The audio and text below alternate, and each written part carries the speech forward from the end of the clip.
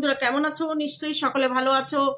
কালকে রাতে ভিডিও করে রাখতে পারিনি, আজকে সকালে যায়নি। আর সকাল থেকে গতকালকেও লেবার ছিল, আজকেও লেবার ছিল। আর লেবার থাকলে তার পেছনে সময় দিতে হয়, তারপরে রান্না বান্না, তারপরে কাজের বউটা আজকেও আসেনি। তার মানে এমন চাপ পড়ে গেছে যে আমি ভিডিও করার সময় পাচ্ছি না। তা চলো এখন খাওয়া দাওয়া করে স্নান টান করে এই বসলাম। স্নান করে খাওয়া দাওয়া করে, মানে আগে খাওয়া দাওয়া করিনি, স্নান করেই খাওয়া দাওয়া করেছি। লেবার চলে গেল। এরপরে বলি, আজকে কিছুক্ষণ আগে খোকার মায়ের ব্লগটা দেখলাম। ব্লগটা শুরু করলো মিথ্যা কথা দিয়ে। এবার তোমরা হয়তো বলতে পারো যে কি মিথ্যা কথা বললো। সে মিথ্যা কথা এটাই বললো, ছাদে গিয়ে ওয়ার্কআউট কমপ্লিট করলাম, আমার এগুলো যা দেখছো এগুলো জল না ঘাম। আরে বাবা, কে তোকে জানতে চেয়েছে যে এটা ঘাম না জল? তুই যেটা বলবি সেটাই তো আমরা দেখবো। বিশ্বাস করা না করা সেটা আমাদের প্রবলেম, কিন্তু তুই যেটা বলবি সেটাই আমাদের শুনতে হবে। তোর এটা ঘাম না জল তুই জানিস আর তোর ভগবান জানে, কারণ ও ওয়ার্কআউট করে অতগুলো ঘাম ছড়িয়েছে। বন্ধুরা, আমি তোমাদের একটা কথা বলি, ওয়ার্কআউটের ড্রেসটা কি? শ্বশুর বাড়িতে যখন ওয়ার্কআউট করতো তখন তার ড্রেসটা কি ছিল, এবং সেরকমই একটা টি শার্ট আর নিচে প্লাজো ও কিন্তু কিনেছে। ওয়ার্কআউট করার জন্য দুটো গেঞ্জি কিনেছে, আর নিচে প্লাজো কিংবা লেগিংস পরে ওর করে ওয়ার্কআউট করে। তা আমরা কি জানি যে নাইটি পরে ওয়ার্কআউট করা যায় না? যায় কি? বেঁধে যায়, তাই তো? এই নাইটি পরে ওয়ার্কআউট করা যায়? যদি কেউ করতে চায় করা যায়, অসুবিধা হয় না? না। তাহলে ও নাইটি পরে যদি করা যায় তাহলে উপরে গেঞ্জি নিয়ে আর কি দরকার? উপরে গেঞ্জি নিয়েছে কিন্তু তলায় নাইটি আছে। এবং যে সকালে যে ছাড়া নাইটিটা পরে যে নাইটিটা ছেড়েছে সেটা দিয়ে কিন্তু ঘাম মুছলো, বলছে এটা তো ধুতেই হবে, এটা ছাড়া নাইটি। এটা দিয়ে ও ওয়ার্কআউট করে যখন নিচে নামলো তখন কিন্তু যে নাইটিটা পরা ছিল সেটাই কিন্তু ওর উপরে গেঞ্জি পরে আমাদের দেখালো আমি ওয়ার্কআউট করেছি। তার মানে কি, ওই যে নাইটিটা দিয়ে মুছছিল ওই নাইটিটা ওর বাসি নাইটি, ওটা পরে ও হাত মুখ ধুয়েছে, ধুয়ে নাইটিটা চেঞ্জ করে গেঞ্জিটা পরে আমাদের দেখালো আমরা ওয়ার্কআউট করেছি। মা জননী, ওয়ার্কআউট করাটা দেখিও, তারপরে বলো। তুমি ওয়ার্কআউট করলে নাকি ওয়ার্ক ইন করলে আমাদের কোনো যায় আসে না, কিন্তু যেটা তুমি বলবা, তুমি যেহেতু মিথ্যা কথা অনেকবার ধরা পড়েছে সেহেতু তুমি যা বলবা সেটা আমাদের একটু দেখিয়ে দিও। তাছাড়া কোনো অসুবিধা নেই, তুমি না করলে তোমার শরীর লাগবে, আমাদের কি হবে?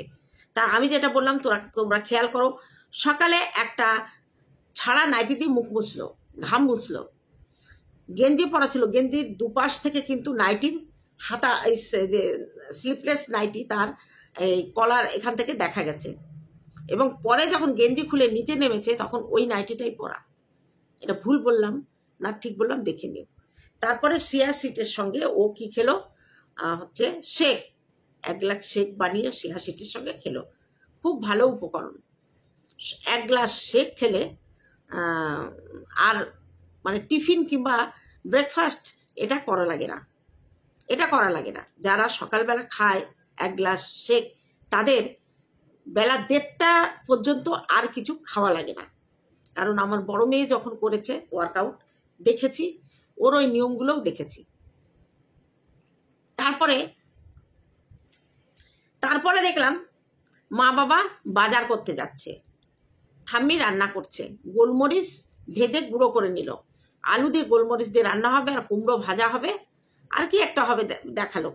বলছে আজকে রান্নার দায়িত্ব আমার আর ঠাম্মির। নেহাত বাবা মা বেরোচ্ছে, তাই তোমাকে, বৌদি বাড়ি নাই তাই তোমাকে ডেকে দিয়েছে, ওঠো, উঠে ঠাম্মির কাজে সাহায্য করো, নইলে খাওয়া কিন্তু জুটবে না। তা জামাই ষষ্ঠী আর কি হবে, বাড়িতে জামাই নেই সত্যি। তাহলে তুমি ওই বিবাহ বার্ষিকী কি করে উদযাপন করেছিলে? তুমি সন্দীপকে উইশ করেছিলে বিবাহ বার্ষিকীতে, তাহলে আজকে জ্যান্ত জামাই থাকতে কি করে বলছো জামাই নেই? তোমার তো এখনো কি হয়েছে, ডিভোর্স হয়নি, তাহলে সন্দীপই তো তোমার বাড়ির জামাই। সন্দীপ তোমার বাড়ির জামাই, জামাই নেই কেন বলছো? তারপরে তো আছে ফোকলা, ফোকলা জামাই হিসেবে কি বাড়ির লোক পছন্দ করছে না এখন, নাকি তার ডিমোশন হয়েছে? কোনটা? লোককে হাসিও না, বোকা বোকা কথা বলো না। মা বাবা যখন যাচ্ছে তখন জ্যোতিষীকে হাত দেখিয়ে কিছু পাথর নিতে ওকে বলেছে। সেই পাথরগুলো ও মাকে আনতে বললো। আনার পরে ও সোনার দোকানে গিয়ে বাঁধিয়ে নেবে। জ্যোতিষীকে হাত দেখিয়ে বাধা বিপদ যদি কেটে যায় ভালো, তো অবশ্যই ভালো। কে না চায় যে সবার যার যার জায়গায় তার মঙ্গল হোক? অবশ্যই জ্যোতিষী যা বলে সেই হিসেবেই চলতে পারবা কি? তোমার জীবনটা কোনো বাধা ধরা নিয়মের মধ্যে আছে কি? মন মর্জি তুমি কাজ করো। তোমার যখন যেটা চাই সেটাই তোমার বাবা মাকে তোমাকে এনে দিতে হয়।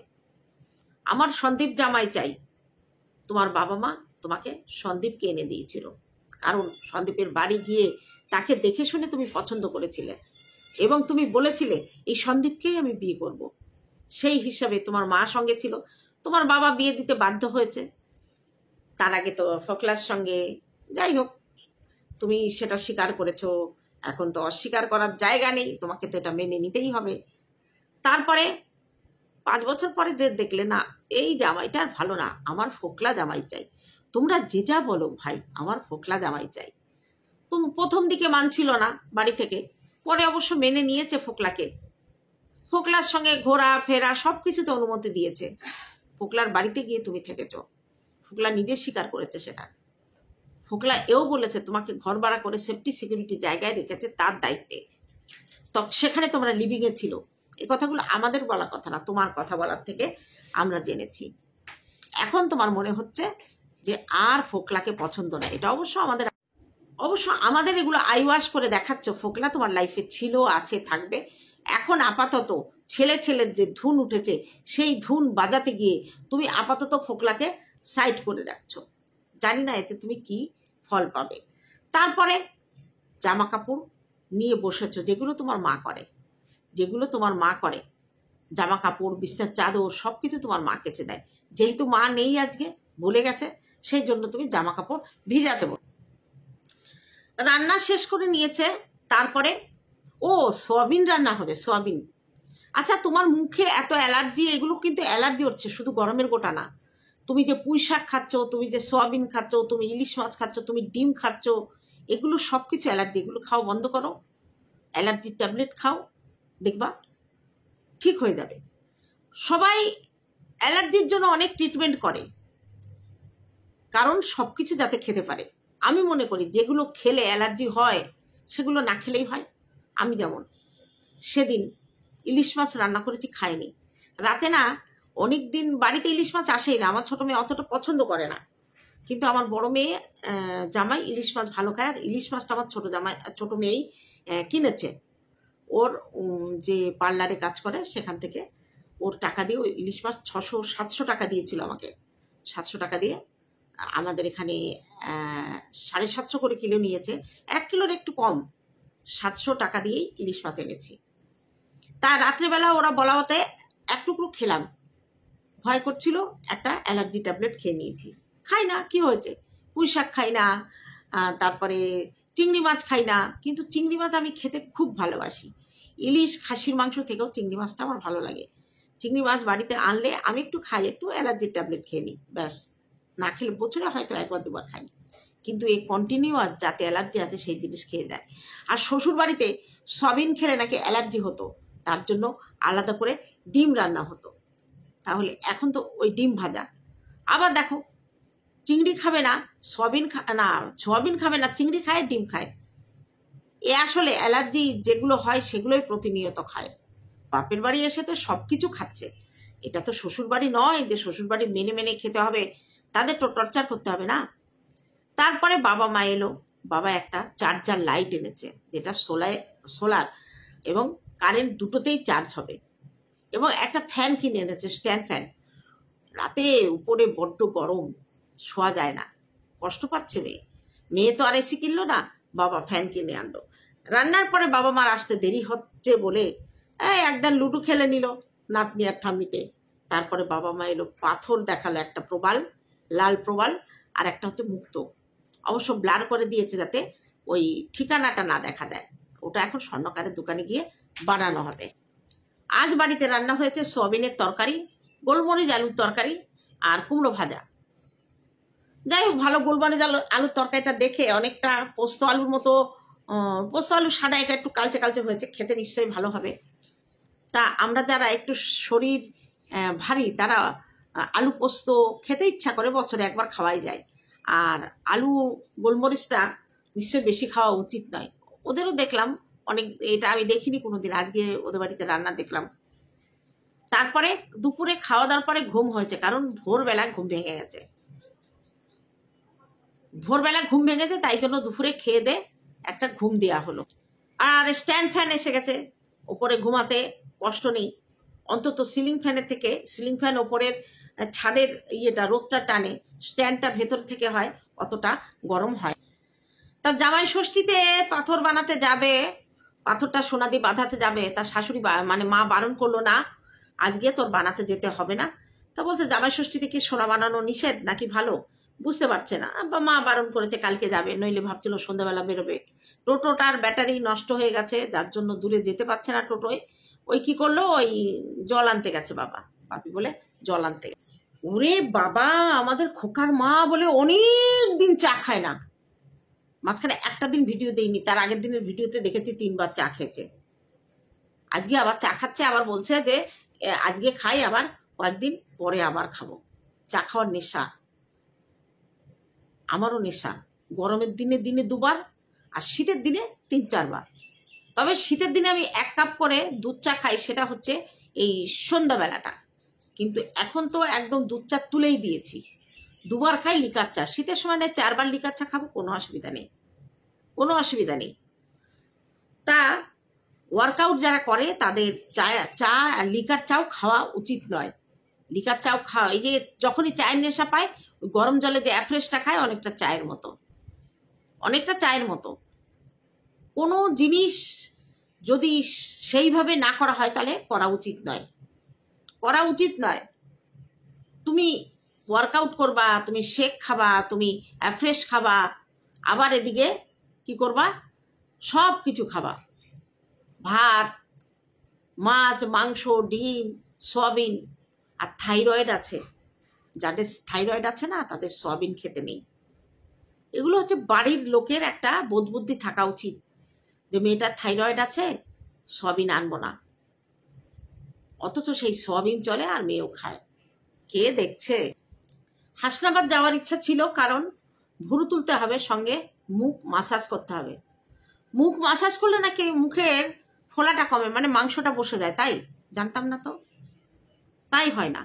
মুখ মাসাজ করলে মুখটা সফট হয়, স্কিনটা ভালো থাকে। তার সঙ্গে মুখ ফোলা আর মুখ রোগার এমন কোনো কার্যকারিতা নেই। ভুল ভুল তথ্য দেয়, সব সময় ভুল তথ্য দেয়। বাড়িতে নেল পালিশের দোকান দেবে মা বলছে, আর মা ঠাম্মি তো আরেক দান লুডু হয়ে গেল। এবার মা প্রতি মাসে মাসাজ করে মুখ, সেই দেখা দেখি উনিও। তোমার মুখে যে ইনফেকশনটা হয়েছে, তোমার কোনো মাসাজই করার দরকার নেই। অ্যালোভেরা যদি থাকে, সেইটা দিয়ে মুখটাকে ফ্রেশ করে নাও।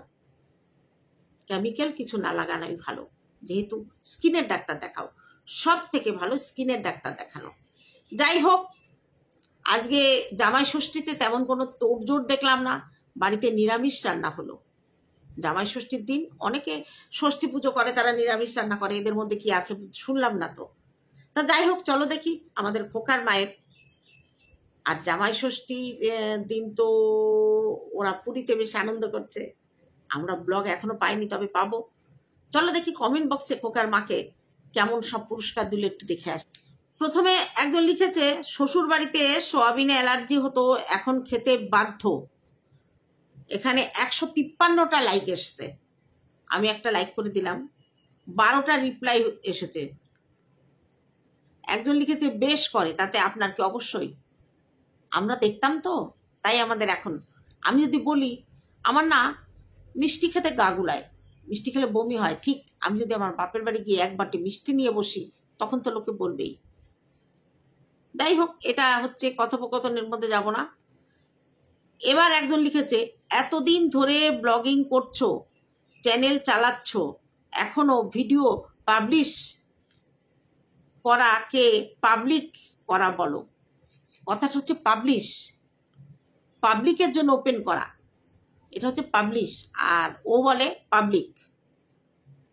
পাবলিক মানে জনগণ। আমরা ভিডিওটা জনগণ করি না, জনগণের জন্য ওপেন করি, মানে পাবলিশ করি। কথাটা ইউটিউবে পাবলিশ, পাবলিক নয়। 42টা লাইক করেছে। ন্যাকামে এত, হ্যাঁ ওর অনেক ন্যাকামো।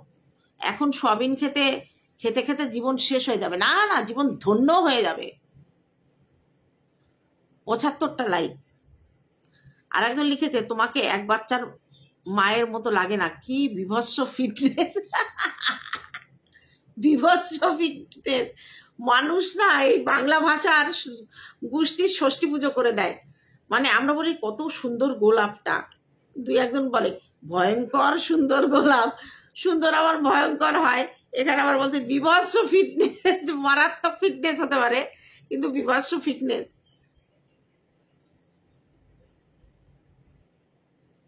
অযোধ্যা ট্রিপের বাসে একটা ভিডিও ভাইরাল হয়েছিল না?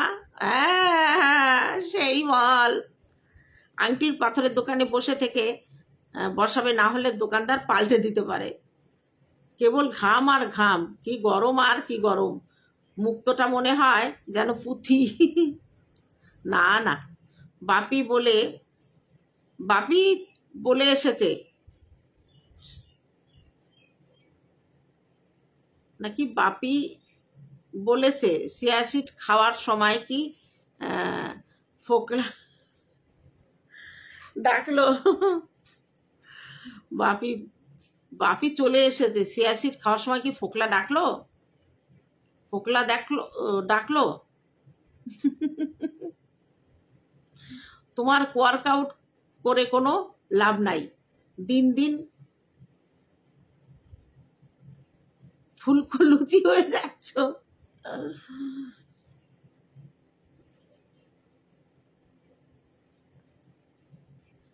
ফেস ম্যাসাজ সবসময় শাহনাজের প্রোডাক্ট দিয়ে করবে, খুব ভালো। এত মোটা লাগছে তোমাকে। একজন লিখেছে, মানে ওর নাম ধরে, একটা কথা জানবে, দুষ্ট গরুর চেয়ে শূন্য গোয়াল ভালো। তাই বুকে পাথর রেখে হাসি খুশি মুখ করে জামাই ষষ্ঠী ব্লগের চেয়ে তোমার সাধারণত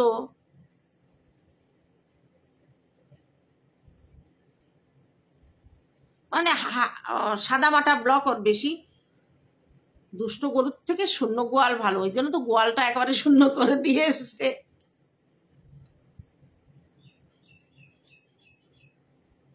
ও বাপি বলে কে ডাকলো? চিয়াসিড খাওয়ার টাইমে তোমার দাদা হবে না, কারণ অ্যাকর্ডিং টু ইউ আজ জামাই ষষ্ঠী। তাহলে আর তোমার বাবা তো জিন্স পরে না, তাহলে কার জিন্স মেলা ছিল? ওরে বাবা, পাবলিকের চোখ। দাঁড়াও দেখে আসি।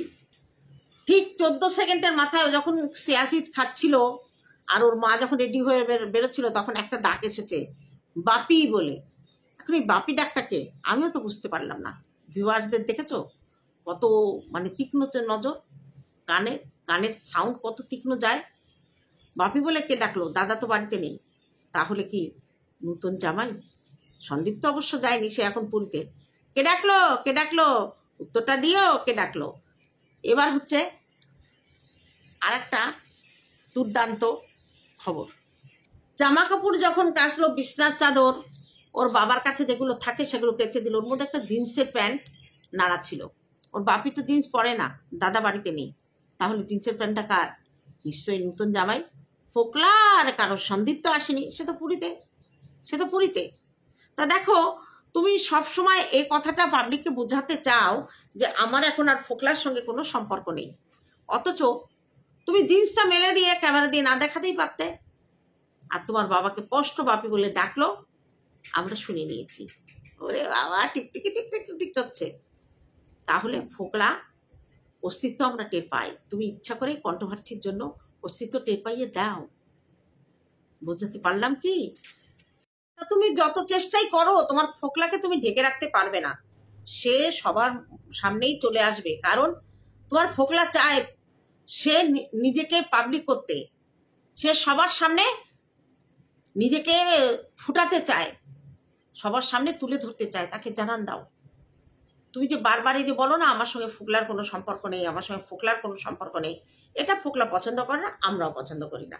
দেখিয়ে দিও না একবার, যেমন করে বাসের মধ্যে দেখিয়েছিলে, যেমন করে বাসের মধ্যে দেখিয়েছিলে। ঠিক আছে, তুমি তোমার ভালোবাসা নিয়ে থেকো। আর জামাই ষষ্ঠীর খাবার মনে হচ্ছে বাইরে থেকে আসবে, বাড়িতে সেই জন্য আর রান্না হলো না, কারণ ওর মা নিশ্চয় ষষ্ঠী করে, নইলে সবই নিরামিষ তৈরি হলো। তা চলো বন্ধুরা, আজকে এইটুকু থাকলো, দেখা হবে অন্য কোনো ভিডিওতে। ততক্ষণে তোমরা সাবধানে থেকো। টাটা আমার ভিউয়ারদের জন্য।